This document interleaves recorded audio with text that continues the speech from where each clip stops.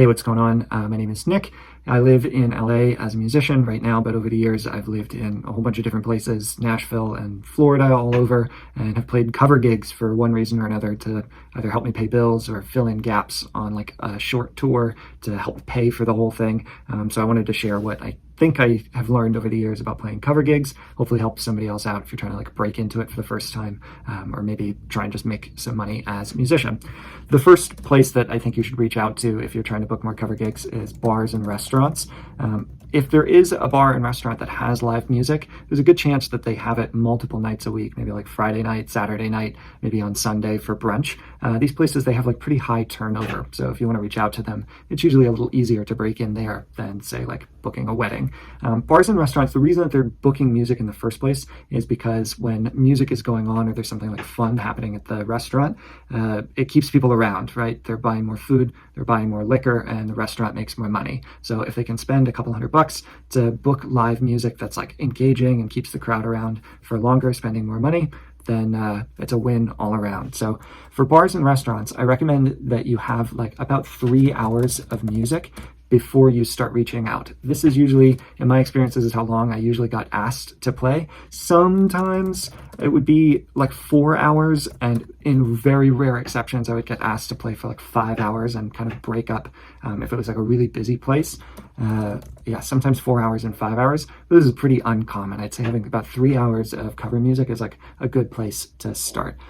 This probably translates to, I'm gonna say 60 songs, something like that. You can spice it up, add like long intros or outros to songs, or put a little guitar solo or something in there. But this is probably the jumping off point. If you have about 3 hours of music, you should be in pretty good shape. When I was playing cover gigs pretty regularly, I was usually getting paid about $150 to $200 for this 3 hours of music. I'm not sure that number has gone up since I kind of stopped playing cover gigs. Unfortunately, I've heard from musician friends that this is still about the going rate in most parts of the country. I think if you know that you can draw a crowd or bring people out to a restaurant or to this bar to see you play, then you know that number can go up. But if you're just trying to show up, play music, and head home, then about $200 is maybe the cap of what I would expect to make here.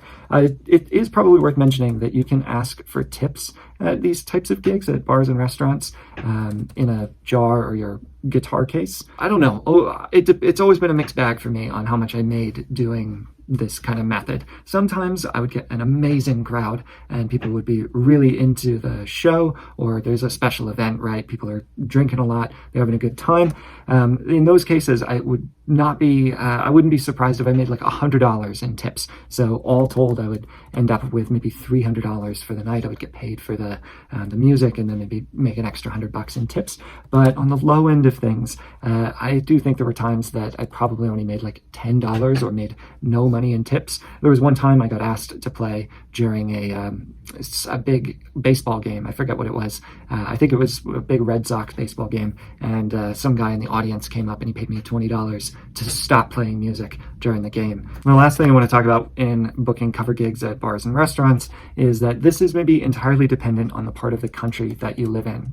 If you're in LA or New York City, then in my experience, cover gigs pay a lot less because there are so many people in these places. Maybe even, I'm going to say even Nashville. Now, I lived there for about 2 years, and even when I was there, it was pretty hard to get paid to play cover gigs. So that is maybe one of the downsides if you move to a big music city in the US, at least. You can't really make a lot of money playing cover gigs at these places.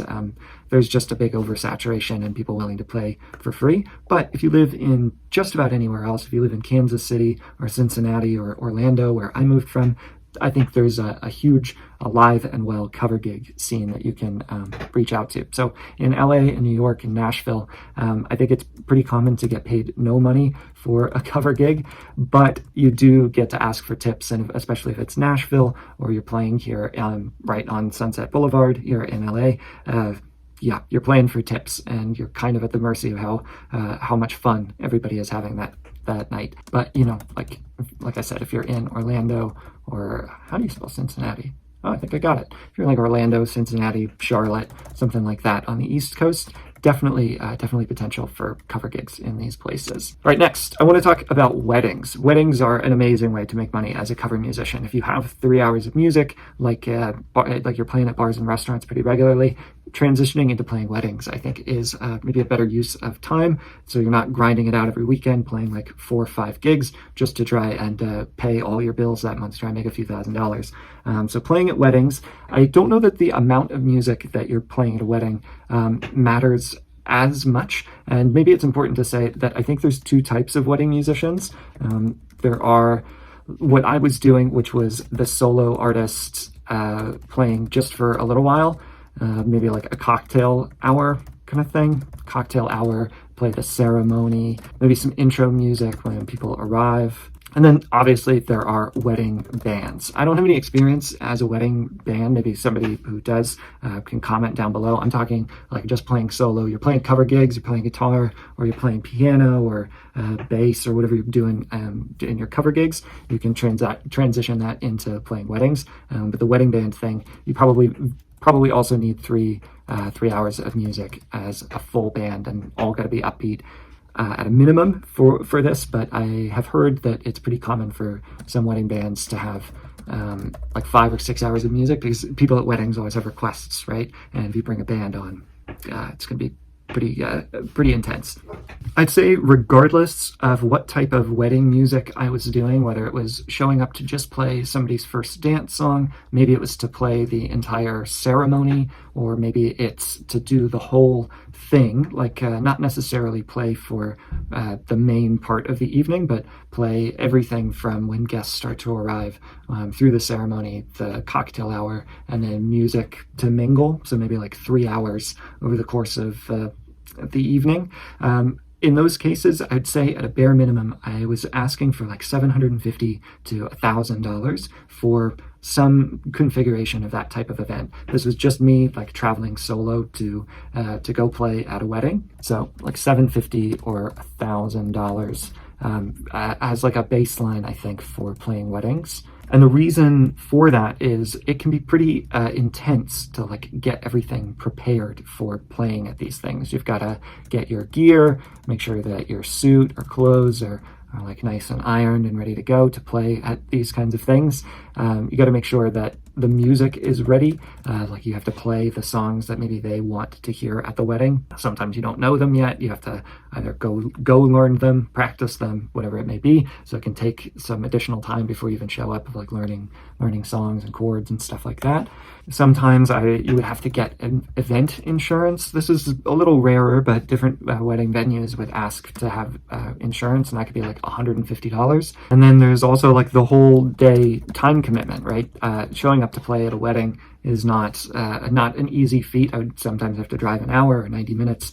So I feel like setting yourself up for success, planning that your rate is, let's say $1,000 just to show up as like your base fee. I think setting that as your minimum will help prevent any headache that you get into like fighting about price or haggling over $100 or $200. You'll just kind of have this like mental clarity. No, this is my rate. I believe in this, and I'm not going to settle for less than this, because sometimes when you take lower paying gigs, they end up being more of a headache than the ones that pay what you feel like is a fair number. So next, I'm going to talk about profiles, like setting up a profile for yourself when you're trying to book more weddings, like how do you even book wedding cover gigs. Before I show that though, before I talked about the profile thing, I wanted to just say that the reason that people are like booking music for their wedding, obviously they want their day to go well, but kind of at the core of all of it is that people don't want to be stressed. Planning a wedding, I know from experience, like I got married, and anybody else who's gotten married or been to a wedding, there's a lot going on. There's a lot to pay attention to. And the people getting married, at the end of the day, even though they are concerned and want good music, at the end of the day, what they want is no stress. They want to know that you know what you're doing and that things are going to go okay, that they can book you specifically and you have it under control, that they don't have to worry about a thing. And so I think when you're setting up your profile online to start trying to book some like wedding cover gigs, what you really need to be focused on is like, how can you pre-answer the questions people are going to have about this like trust that they need to have in you? How can you assure them that you know what you're doing? So let's talk about setting up a profile. I think the main two sites for booking this kind of thing are GigSalad and WeddingWire. These are the two websites. If you go to Google right now and you search like, hey, I need to book a guitarist for my wedding, GigSalad and WeddingWire are the two like major platforms that most people planning weddings start on. So making sure that you are registered on both of those sites is like step one. You need to go and create a profile. So you can see on GigSalad, I just searched for a jazz guitarist near me, near Burbank, and it shows profiles of people who provide this kind of service. You can search obviously for like wedding guitar as well, and it'll show profiles specifically for that. This is what you are trying to optimize when you create a profile on here as a musician. This is what clients or potential clients see from you. They see what your location is. So like obviously setting your location specifically to the place that you were willing to travel to or want to start expanding to. Maybe set it like 200 miles from your home base, because people might pay you to travel out to their weddings. Yeah, you can kind of see like how far they are, what their base rates for playing are, or what their like base services are. So even though this stuff seems really simple, like filling out this information, this like basic data is what people booking weddings or planning weddings are filtering by, right? They want to set a budget. They say we have $400 to spend on music, or we have $1,000 to spend on music, or $5,000 for music. As you set up your profile, I think like looking here, you can see Mark did a great job kind of optimizing his profile to say exactly what kind of music he makes and who his audience is for wedding clients and stuff like that. So he even has, it's even here in this video that he made. First thing on the page, boom, is a big video of him playing exactly as he would play at the event. So you should do the same. It even says flamenco up here. Mark is a flamenco guitarist. So this is like all optimized. If I wanted to hire a flamenco guitarist, this is like, I'm like, oh, okay, cool. Mark might be a good fit. I can watch it. There are plenty of different clips. So if you're trying to book weddings, it's good to have either instrumental versions or yourself playing like upbeat covers if you're trying to book a wedding band stuff. Just really show off the type of music that you think people are specifically looking for. Like Mark here also talks about, he's got Beatles music because people are searching for that. You can even see that down here in the profile. I think he mentions, yeah, here I play Beatles music, Spanish music, jazz, Hawaiian, ukulele. All of this is because this is what people search for on GigSalad and WeddingWire. WeddingWire is another platform specifically for like booking all things weddings. It's powered though by a platform called Wedding Pro. And so as a vendor, if you make cakes or play music, you register through Wedding Pro to set up your profile on WeddingWire. It's a little confusing. GigSalad is like pretty easy. You can just go one-to-one. Once you start booking gigs, the way that it works is people can either request from you, but if you're just getting started, you probably won't be showing up like super high in the search results. So early on, the best way that I found was either underbidding on certain jobs just to be able to book them so that you could start getting some 5-star reviews, or maybe a little more sustainably was bidding on jobs at my normal rate, but really going above and beyond in the like message that I would send people to say things like, oh, I see that because people will post their request like, we're getting married on the beach, or we're trying to get married in the desert, or whatever it is, and they'll kind of talk about why they're doing that, try and explain that when they post their little please submit to this. Once those go live from the people getting married, the musicians that fit that criteria get notified via email. So then you can go online and submit to them. And I found that when I really went into the details of like, hey, I'm going to show up this amount of time early. Hey, I typically like to show up 30 minutes before the event starts, or I typically like to show up an hour before the event starts, right? Take that stress away from them. I would ask questions like, do you need any extra microphones for the officiant? Do you need any help with the wedding planner? Can I recommend any other vendors? I would like try to help as much as possible in that first message, because oftentimes, even if you're new on a platform like this, people just send like generic messages in response in some of these projects, which I know is like the easiest way to bid on a bunch of stuff. But if you're just getting started and you can send like really personal messages, it goes a long way, I think, to to stand out and really start booking your first gigs. But eventually, once you have played maybe 3 or 4 weddings,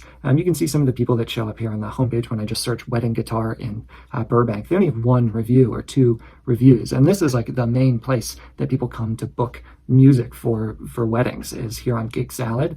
And so like these algorithms really do help try to bring exposure to people who may not normally. So if you're trying to like break into weddings, film a couple videos of yourself playing your best cover songs of your specific style. If it's like chill flamenco guitar, or maybe you play cello or viola, film some like high quality videos of yourself doing that, either at an event, a friend's wedding, or go like rent a place, an Airbnb, and film yourself for a few hours. All right, I didn't put any notes into Notion, but that's all right. You get the idea. All right, last, I wanted to talk about some other places to play if you're trying to like book more cover gigs. Bars and restaurants, I think, is like safe and reliable. There are thousands of them probably in your town or in your larger metro area. Reach out to them, send hundreds of emails, and you'll probably start booking some of them. Weddings takes a little more effort. Some of these other places to play, when I was really trying to make a living playing music, cover gigs were like my main source of income, and I was being really creative, I think, and I was being really strategic, I think, with different places I could reach out to. The weddings and restaurants and stuff were pretty obvious, but you might be surprised at all of the different places in your town or your city that need music. Some of the other places that I played over the years were places like country clubs, like golf country clubs or tennis country clubs. I think that's what those are called. These are pretty easy to book, quote unquote easy, where you can just like reach out over their website and just tell them what's up, what you're up to. Like, hey, I make music or I play music. Do you have any special events or events coordinators at the space? And I've definitely booked a handful of gigs at these types of places over the years. Sometimes not even directly in that like first email thread, but 3 or 4 months down the line, somebody will say, oh yeah, actually, we're hosting a private birthday here. Do you want to come play this special event for a couple hours? And that's a good way to get in. These pay a couple $100, kind of depending on what the event is or what the vibe is. Another interesting option, I think, are local meetup groups. These are maybe hit or miss depending on the type of group, but where I was playing in Orlando, there were usually a lot of like conferences that were coming into town, and they would invite music to come and play at like an after party or event. That it was, I don't know, a medical device association was in town, or an insurance convention or something like that, but they would either book out a restaurant or they would host a meetup like at a local hotel, something like that, where you can just go and play in like a small-ish room for 30 or 40 people just for a little while. And people might ask for you to play a particular song or requests, but it's usually just like background chill music for while people are meeting and hanging out. And the last kind of weird place to, I think, reach out to are hotels. Hotels don't always have music, but some, at least in tourist towns, if you live in a place that maybe gets tourism for some reason, they, just like bars and restaurants, want to keep people excited about the hotel. Maybe they'll do like cookies in the lobby at a certain time, or they might have a business conference kind of event going on that they want to invite local business owners to. In those instances, local hotels might book music to come play at those events. I've played at a handful of hotels over the years, and sometimes I've even played at hotels in exchange for a free room that night, kind of like a trade for services. One really obvious place that I forgot to mention that maybe falls more into bars and restaurants that I'll just put down here are breweries. This seems pretty obvious, kind of like a bar, I guess, but some breweries are kind of like a step up from where you would just normally play in the corner at a bar or just off in like a little stage kind of area. Some breweries really focus on selling live music as part of the experience of coming to the brewery. So if your town is known for brewing beer, maybe reach out to some of those places as well to see if they're looking for live music to bring people in to enjoy their beer. As always, I hope this video was helpful if you're booking cover gigs, maybe getting the gears going if you're looking for ideas on how to book more. If you have suggestions on how to book cover gigs as well, feel free to leave them down in the comments. And if there's any part of this, I feel like I skipped over a whole bunch of stuff potentially. So if there's any part of this that you want me to talk more about, let me know down in the comments. See you next time.